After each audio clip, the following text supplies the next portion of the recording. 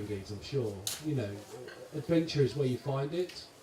Yeah, no matter what you're doing or where you're going. I'm just going to share some tales and a little bit of video clip of an adventure I went on, which was to Peru last May. So I'm really into kayaking. I love whitewater kayaking. It's what got me into the outdoors. I grew up in London, like right in the middle of town, and we used to go kayaking on the canal down Islington Boat Club, which is just in City Road Basin. And I left London at 21. I've not looked back, to be honest. But kayaking is what helped me escape and move out to the countryside and do all really good things that I really enjoy doing. And I've been really fortunate to develop as a kayaker and to be able to go on these expeditions where we go and try and do new rivers and do first descents of rivers that no one's ever been on before. As you can imagine, this sort of expedition kayaking, it's got some highs and some lows. Yeah, something just fell over at the back. I'm sure it wasn't that expensive. So we went to Peru. It was May last year. We were aiming to do 2 first descents, so 2 rivers that had never been kayaked on before. And some things from that trip really stuck with me. Perhaps not as daring deeds, but more the... Oh, that's dangerous, wasn't it? It's going down. I'm going back to the chair here. There we go. I was just trying to get your view better. It's not going to happen. So, we were in Peru. Peru's got some amazing kayaking, it's got some amazing trekking, it's got some amazing mountaineering. It's a really, really great country if you ever get the opportunity to go. This is a river called the Apurimac, which is one of the rivers we did as a warm-up. So we land in country, you kind of like think, oh, what's going on in this country? I've got no idea, it's amazing. So we went to do one of the local rivers called the Granite Canyon of the Apurimac, which is, the Apurimac's the main tributary of the Amazon. Yeah, so eventually it flows into the Amazon and eventually, like in a long, long time, it flows out into the sea. But what really made this trip special was meeting the local people. So,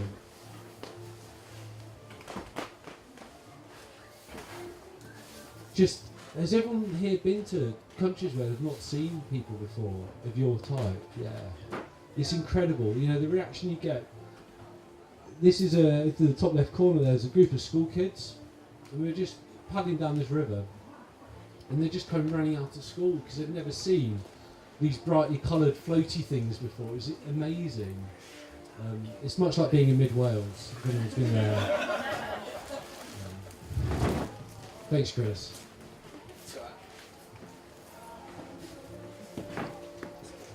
So, we're here, we're travelling around in this country. People are reacting to you, and they absolutely love what you're doing. I've never felt threatened or in a dangerous situation in the places where we're away from towns and major civilisations. You know, Adam, my friend here, is about to talk. We were once held up at Bow and Arrow Point in Kenya because they thought we were Somali bandits. I mean, there's a couple of clues. You didn't sound like a pirate. Yeah, right. But people are just fascinated by what you're doing and why you've come to visit their area and what you're doing there. So this is on a river called the Santo Tomas. This is the second river we've gone out to do, and it was the first time anyone had ever kayaked down there. So these people have never seen. You know, we're in the back of beyond. We're in the Bahunis here. You know, it's taken 2 days in a jeep to get into this area. So yeah, we just stopped on this beach, and we were instantly mobbed by different people from. They just kind of appear out of nowhere. You're just hanging out, and then you think you've caught a quiet beach. And you're like, oh, okay, great, we can have a little break. And within 2 seconds, there's a million people touching all your kit and putting their faces in your GoPros and things. And this is when we got off the Santo Tomas after unsuccessfully paddling down it. Yeah, we got about 2/3 of the way down and had to walk out. So that's a very long story. But these guys took photos of us for their town's Facebook album. That's incredible, isn't it? You know, none of them have the internet. How the town has a Facebook album is completely beyond us. What's the name of the town there, Dan? Yeah, it could be anything, I'll be honest. Yeah. I can't verify your story on Yeah. Facebook, so you're saying. I have got it saved for my favourite links. Okay. Yeah. If we've got AirPlay, I can. So these, and they just wanted to take some photos of us. We were actually sat here. We were sat here for quite a while. We'd walked out of the river. We decided not to kayak down the river any further because it was too dangerous. Yeah, and a lot of what we do, you know, a lot of people look at what you're doing and they think it's just a crazy risk sort of thing. You're out there and you're just putting yourself, and I think you're just floating. And my mum thinks this as well, by the way. I think you're just floating down this river, completely oblivious to the hazards. We got to a point where we couldn't carry on. We decided to walk out, and we camped on a beach that we called Cowpat Beach, because it was just full of cowpats. It's a very imaginative title. And then we'd hiked, carrying all our kit and our expedition kit and stuff for a fair few hours in the heat. And then we just sat here trying to find a truck that would drive us towards where we needed to be. And we'd sat there for a while, and then all of a sudden you get these people just turning up again out of nowhere. And they're like, and this guy turns up, can we take a photo for our Facebook album? Yeah, sure. And then it took 2 hours to arrange all the kayaks. You know, he was like a professional. If you've ever been to a wedding where you've got a proper photographer going, it was exactly the same as that, but in the middle of nowhere. And this is, yeah, come in, guys. Is that Spike? So this is one of our friends, Spike, who we went with. Yeah, he works at the Brennan. He does bad things to you.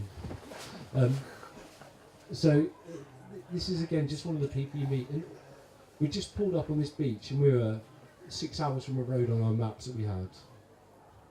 And within 2 minutes again, these people just turn up to have a look at you and see what you're doing. It's amazing. You're a big phone looking, to be fair. Actually, we are all doing the same thing. We'll turn it to have a look at you. And this is, I was trying to show her what a GoPro was. And this was a very long conversation. I speak no Spanish. She actually spoke a dialect of Queros, which is the local Indian tribe which we're about to talk about in a moment. And yeah, she didn't have a clue what was going on. But it's a great photo, I think it's amazing. Yeah. So, I've got a short video clip here and then I'll do some more talking, but we went to, one of the rivers we were going to do was a river called the Queros. It never been attempted before. One of the reasons it's never been attempted before is because of how inhospitable and inaccessible it is. So to get into the river valley, you drive in a jeep for about a week, it felt like. It was probably a couple of days, but we're just driving a jeep around, up and up and up. And we started walking at 4,200 metres, which is quite high, coming straight out of Snowdon. Yeah. And we walked, the idea was to walk from the height that we parked the Jeep at, and we walked all the way down, and we were going to we stayed at an Indian village, and then we were going to walk further down to where the river gradient evened out a little bit, to then attempt the first descent of this river. The film tells the story quite well, and the reason it says like a kayak adventure film is because we'd carried loads and loads of expensive electronic equipment around with us. We've actually made a short film that's being shown at Kendal and some other festivals around. So, and this is just a short clip. The sound may be all over the place at the moment.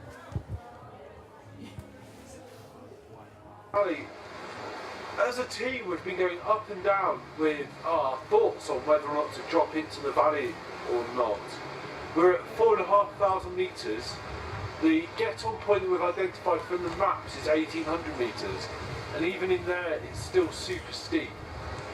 We are super concerned about the fact that once we drop into this valley, the road finishes. We walk down into the bottom of the valley at 1,800 metres. Then we have to paddle down, and we paddle to about 800 metres altitude. Now, once we drop down into this, there's no paths, there's no tracks, there's jungle, like proper full-on jungle, and there's a river. We know from Google Earth that the river's really steep, especially the first 10k or so. So we were really in two minds about if we could either drop down into it and see if it's paddleable after that, or for parts of that, and then portageable for parts of that, or whether the level of commitment and the serious nature of the fact that we're a million miles from hell. We've driven for 4.5 hours up a dirt track to get here, let alone anywhere else. Before we even unloaded, we had a really long chat with the Indians. You know, a really long chat with the local guys about had any of them even been down to the river. Yeah, that was an interesting conversation, wasn't it? Yeah. We found a couple of the younger lads had been down all the way to the river to where we were planning to put on, and then beyond that for a couple of days to go fishing. They'd said a lot of positive things, and that was one of the reasons why we chose to push on. Push on.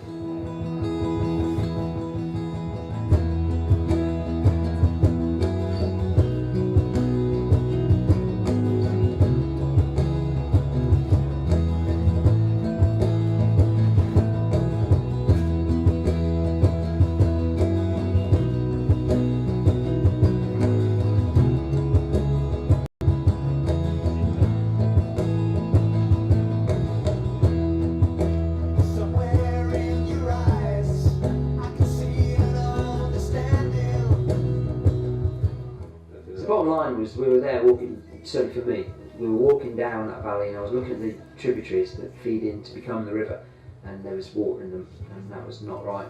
Those rivers should have been just essentially moist rock. I just thought we'd stop here to just check that view out, and that's incredible. That's where we're going. So you can see where the clouds bubbling up.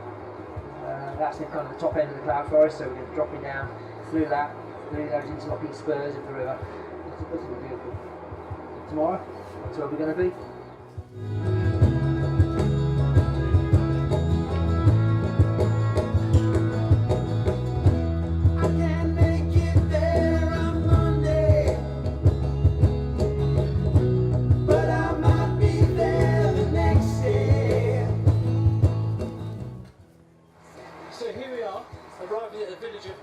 Anacondas.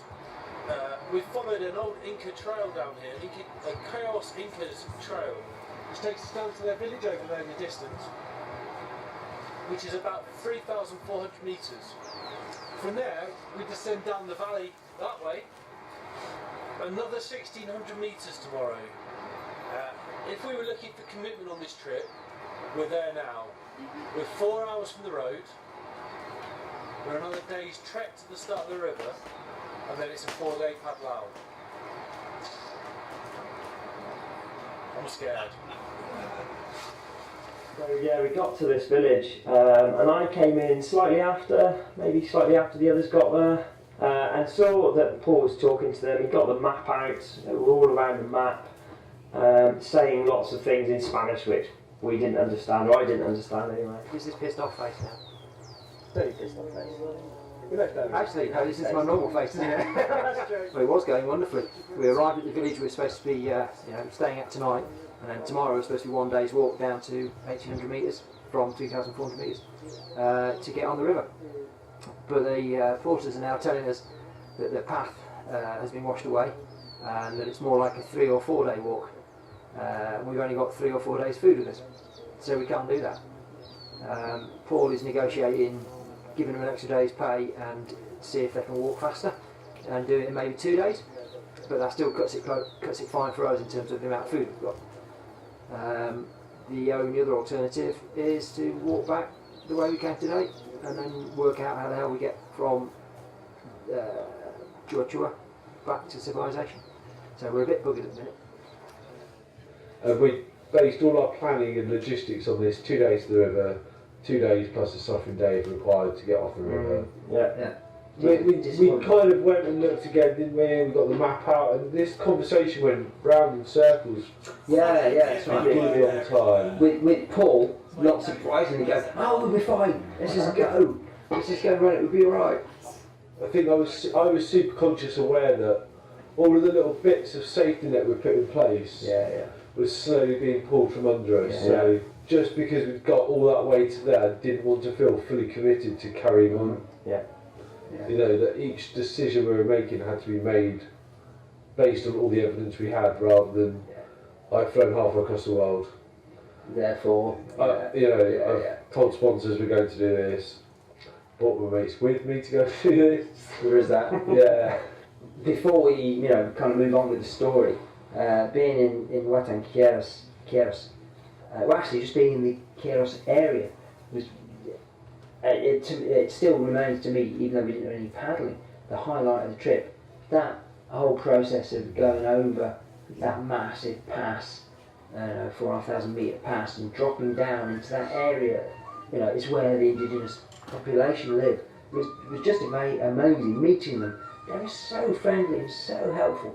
They were just enthusiastic about people, us and our presence there. And to me, that day and a half, 2 days that we spent with them, that to me is completely priceless. That was the best thing about the whole trip for me.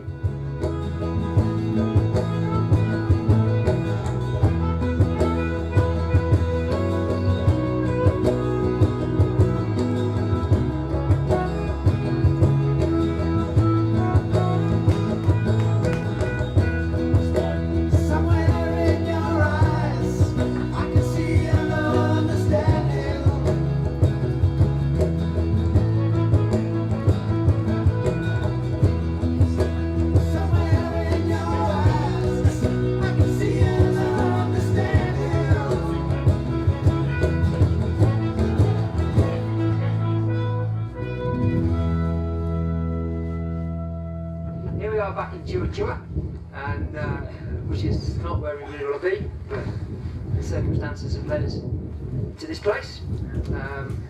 I don't think any of us are very happy about being here, but as we reflect on it, certainly I think we made the right call.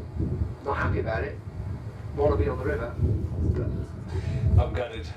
There's a river down there that needs paddling, but we will come back, I think, with better logistics, a little bit more information, and I think it'll be an epic when we do.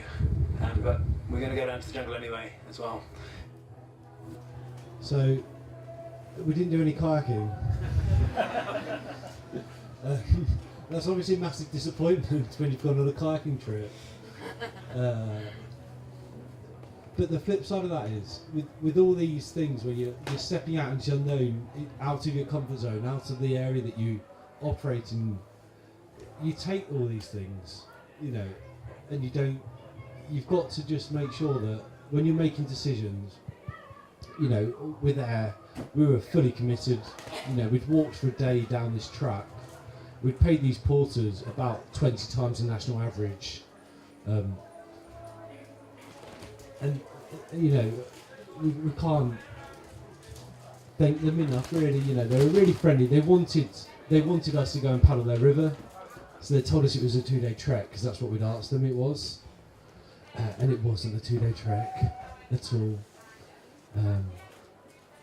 And you've just got to make sure, no matter where you are, I think, and what you're doing, be it a scrambling Snowdonia and it starts raining, all the way through to being in the middle of the jungle in Peru and kind of going, oh, we're here, should we really be here at the moment? And that's a question that I find myself asking a lot when I'm working, and also when I'm adventuring on my own. Am I doing the right thing in the right time in the right place?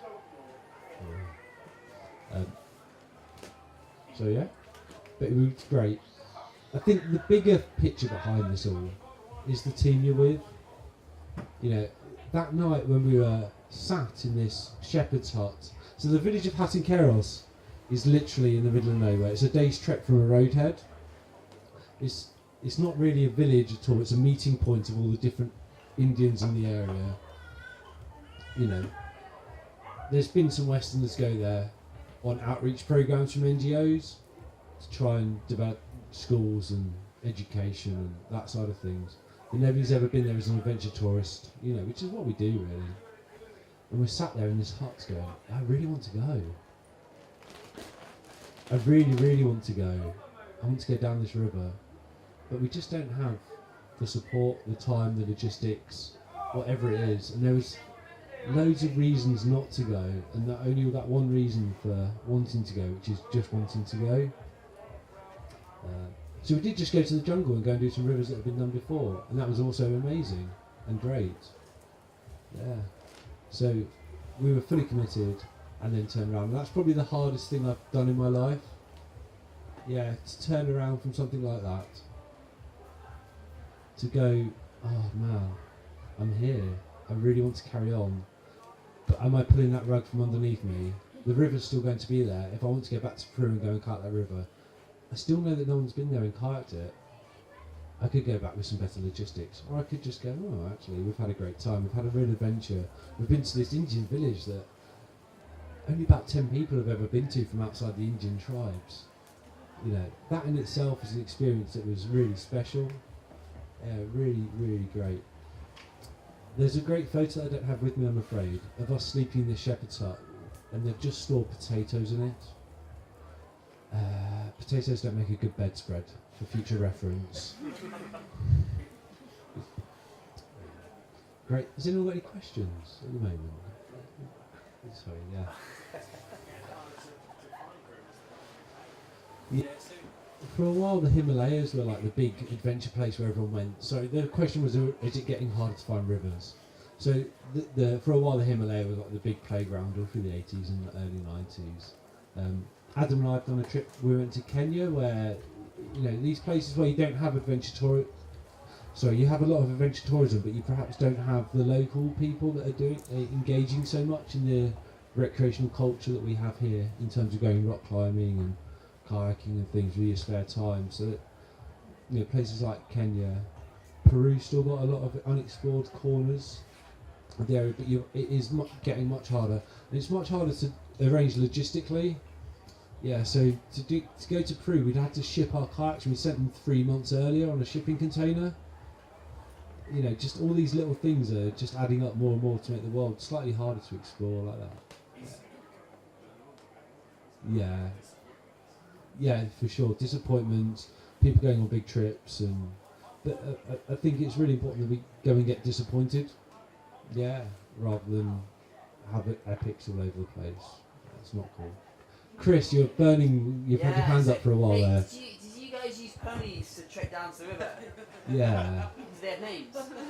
Yeah. So the pony that had the red bag we called Rouge. And the pony that had the blue bag we called Bleu.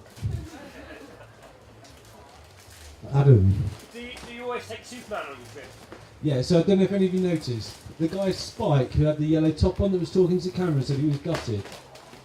He's infamous for having exceptionally bad dress sense. So while all the rest of us were looking like dapper chaps no matter where we went in the country, he insists on wearing a pair of blue thermals with red shorts over the top. He's had them since the 70s, and he still wears them now. Yeah, he's a great person. Just don't take him out with you. How did you find sort of local Peruvian people to help you with your exports? So our friend Paul, who's one of the people at the end there, saying he's absolutely gutted. Him there. He's a kayaker. He's from South Wales, but he works out in Peru. He runs an adventure tourism company doing rafting and trekking, and they've got some BBC contracts and stuff like that. So Amazonas Explorers is the company, and he lives there. Hello? Oh yeah, he lives there in Peru, and he just. The long story is the reason we went to go and do this river. The really long but really quick version of the long story. He used to employ a girl who was a raft guide for him on the first river we showed you in the Pyramid, and she gave that up to go and work for an NGO. And she went to this village, the Hatton Keras, and then trekked all the way down to their maize fields. The reason the tracks washed away, the reason the tracks washed away is they used to tend their maize lower down. So they'd have maize at 1,800, 2,000 metres, which is where it grows well. And then once a year they'd go down and harvest it, and then bring it back up to the village and use that maize for the rest of the year, and then go and harvest the next year. And they no longer harvest it because it's a bit cheaper to buy maize in a village and have it driven over nowadays. So they've let the fields go. And the reason they stopped growing their own maize was it was too hard to keep the spectacle bears from eating it all. It was actually Paddington Bear's fault that I didn't go kayaking. Because they stopped tending the track as a result of not using the maze because the bears ate it all. But so she sent Paul a picture of this, the get on for the river. I'm saying, oh, this looks like the sort of thing you'd enjoy, and that's where the whole trip came around from.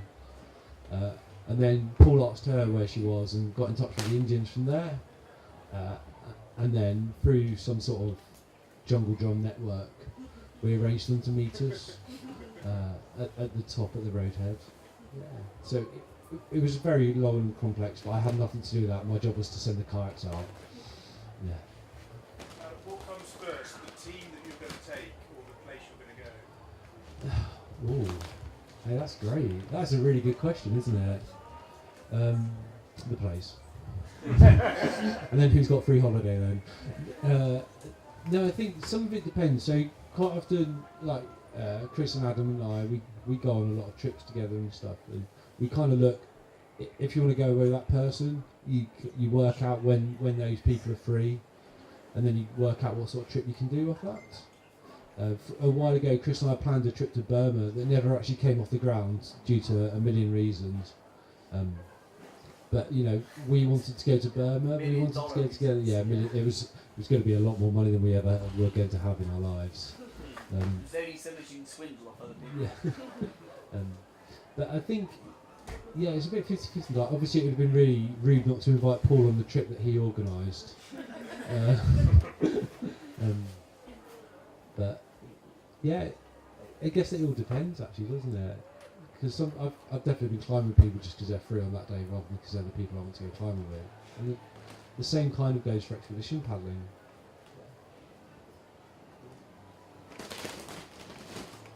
Any more? Thanks, Dan. Great. Thank you very much, guys.